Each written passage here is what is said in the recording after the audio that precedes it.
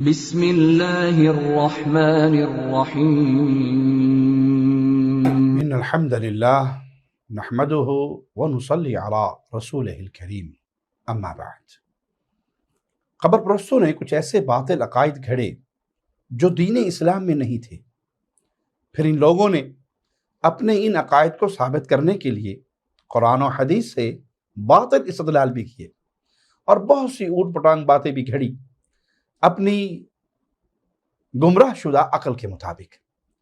انہی مسائل میں ایک مسئلہ رسول اللہ صلی اللہ علیہ وسلم کی بشریت کا مسئلہ ہے۔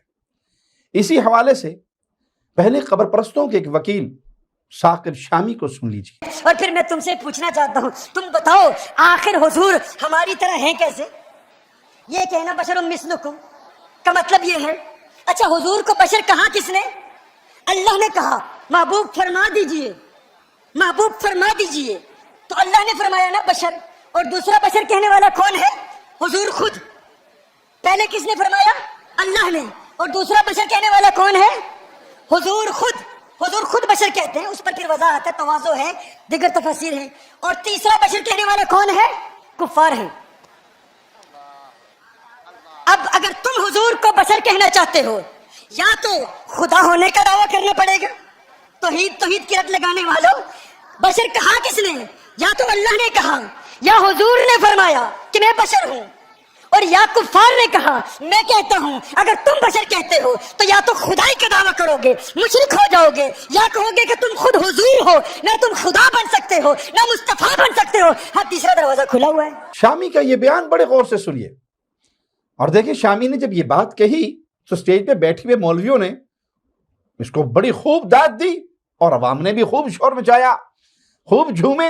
اب ان کے بقول امام الانبیاء محمد مصطفیٰ صلی اللہ علیہ وسلم کو بشر کہنے والا خدائی دعوے کا مرتکب ہو کر مشرک ہوگا یا محمد الرسول اللہ ہونے کا دعویٰ کرنے والا؟ اور ظاہر سی بات ہے کہ ایسا دعویٰ کرنے والا خود اس کے نزدیک بھی کافر ہی ٹھہرے گا۔ اور تیسری صورت جو ثاقب شامی اور اس کے بعض قبر پرستوں نے گھڑی وہ یہ کہ وہ کفار کی طرح کا کافر ہوگا جو انبیاء علیہم السلام کو بشر کہتے ہیں۔ حقیقت میں سبھی ان کے بڑوں کے من گھڑت خیالات ہے، وگرنہ رسول اللہ صلی اللہ علیہ وسلم کے تربیت یافتہ شاگردوں نے، صحابہ کی جماعت نے، اسی طرح صحابہ کے شاگرد تابعین، پھر ائمہ دین، فقہاء اور محدثین، بے شمار لوگوں نے رسول اللہ صلی اللہ علیہ وسلم کو بشر کہا۔ آئیے ہم آپ کو دلائل دیتے ہیں۔ ام المؤمنین عائشہ صدیقہ طاہرہ مطہرہ رضی اللہ عنہا سلام اللہ علیہا، ان سے روایت ہے مسند احمد میں حدیث نمبر 26194 ہیں، فرماتی ہیں کان بشر من البشر یفلی ثوبہ ویحلب شاتہ ویخدم نفسہ۔ رسول اللہ صلی اللہ علیہ وسلم انسانوں میں سے انسان تھے، اپنے کپڑوں پر پیوند لگاتے، اپنی بکری کا دودھ دوتے، اپنے کام کرتے۔ اسی طرح سنن دارمی حدیث نمبر 84 میں رسول اللہ صلی اللہ علیہ وسلم کے چچا عباس رضی اللہ عنہ نے امیر عمر رضی اللہ عنہ کے سامنے وفات رسول کے موقع پر فرمایا ان رسول اللہ صلی اللہ علیہ وسلم قد مات وانہ لبشر، یقیناً رسول اللہ صلی اللہ علیہ وسلم وفات پا گئے اور یقیناً آپ بشر تھے۔ اس طرح سنن ابی داؤد حدیث نمبر 3646 عبداللہ بن عمر بیان کرتے ہیں میں رسول اللہ صلی اللہ علیہ وسلم کے سنے ہوئے ہر فرمان کو لکھ لیا کرتا تھا، انہیں حفظ کرنے کے ارادے سے میں پیارے نبی کی حدیثیں نوٹ کرتا تھا۔ قریش نے مجھے اس کام سے روک دیا اور مجھے کہا اتکتب کل شیء تسمعه ورسول اللہ صلی اللہ علیہ وسلم بشر یتکلم فی الغضب والرضا، کیا تم ہر چیز کو لکھ لیتے ہو؟ جو سنتے ہو نبی سے اسے نوٹ کر لیتے ہو، جبکہ رسول اللہ صلی اللہ علیہ وسلم بشر ہیں، خوشی اور ناراضگی میں بھی کلام فرماتے ہیں۔ عبداللہ بن عمر فرماتے ہیں میں لکھنے سے رک گیا۔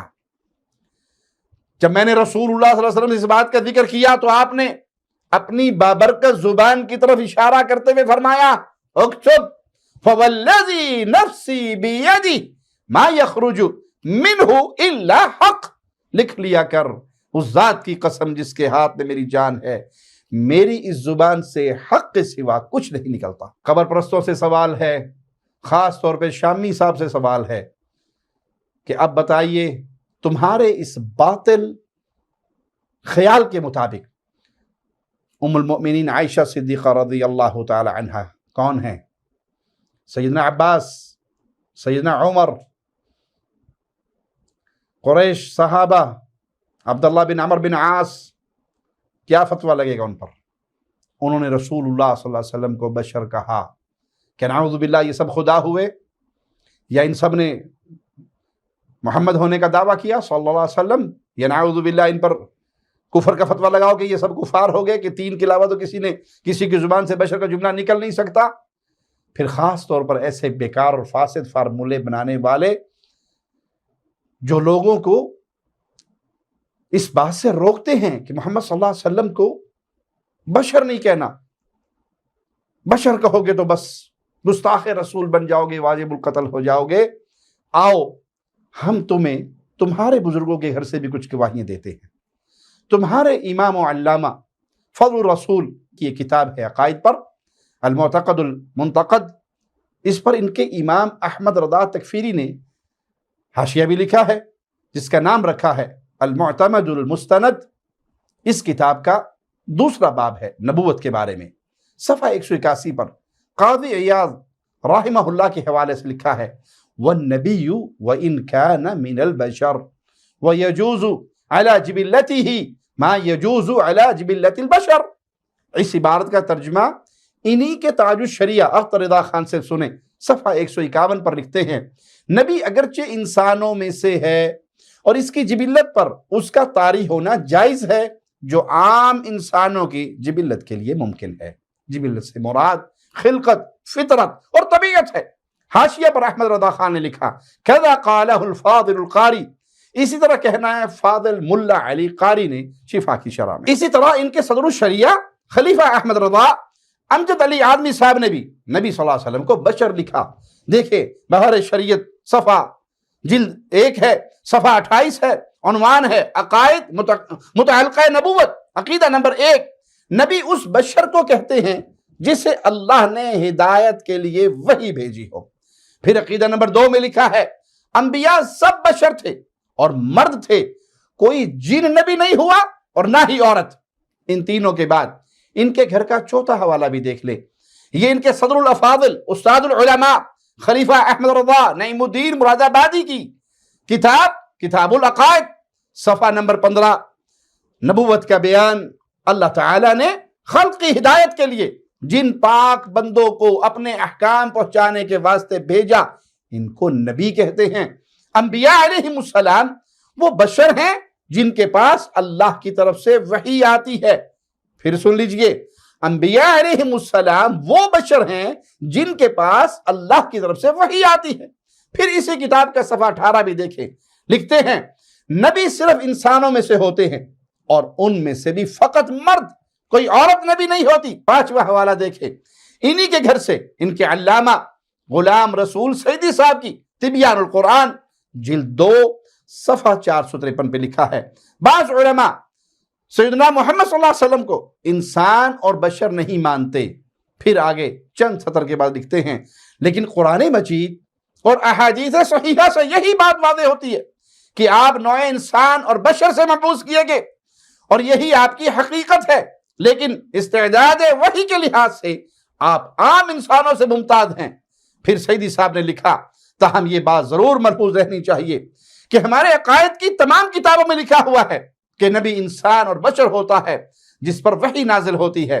6واں حوالہ دیکھیں، ان کے علامہ اور مفتی محمد صدیق ہزاروی سعیدی الازہری کی کتاب عقائد و عبادات، مکتبہ قادریہ لاہور کی طبع، صفحہ 12 پر لکھا ہے انبیاء کرام بشر تھے اور ان کے بشر ہونے کا انکار کفر ہے، البتہ وہ ہمارے جیسے بشر نہ تھے بلکہ نہایت اعلیٰ درجے کے خاص انسان تھے۔ لیکن ثاقب شامی نے کیا کہا، دوبارہ سن لیجئے۔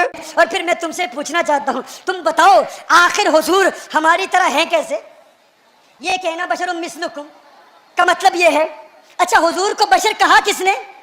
اللہ نے کہا محبوب فرما دیجئے، محبوب فرما دیجئے، تو اللہ نے فرمایا نا بشر، اور دوسرا بشر کہنے والا کون ہے؟ حضور خود. پہلے کس نے فرمایا؟ اللہ نے. اور دوسرا بشر کہنے والا کون ہے؟ حضور خود. حضور خود بشر کہتے ہیں, اس پر پھر وضاحت ہے, تواضع ہے, دیگر تفاسیر ہیں. اور تیسرا بشر کہنے والا کون ہے؟ کفار ہیں. اب اگر تم حضور کو بشر کہنا چاہتے ہو, یا تو خدا ہونے کا دعویٰ کرنا پڑے گا, توحید کی رٹ لگانے والوں. بشر کہا کس نے؟ یا تو اللہ نے کہا, یا حضور نے فرمایا کہ میں بشر ہوں, اور یا کفار نے کہا میں کہتا ہوں. اگر تم بشر کہتے ہو تو یا تو خدائی کا دعویٰ کرو گے, مشرک ہو جاؤ گے, یا کہو گے کہ تم خود حضور ہو, نہ تم خدا بن سکتے ہو, نہ مصطفیٰ بن سکتے ہو. ہاں, تیسرا دروازہ کھلا ہوا ہے. ان کے گھر کے 6 لوگوں سے یہ حوالے دکھائے جنہوں نے انبیاء علیہ السلام کے ساتھ یہ بات تسلیم کی کہ وہ انسان اور بشر تھے.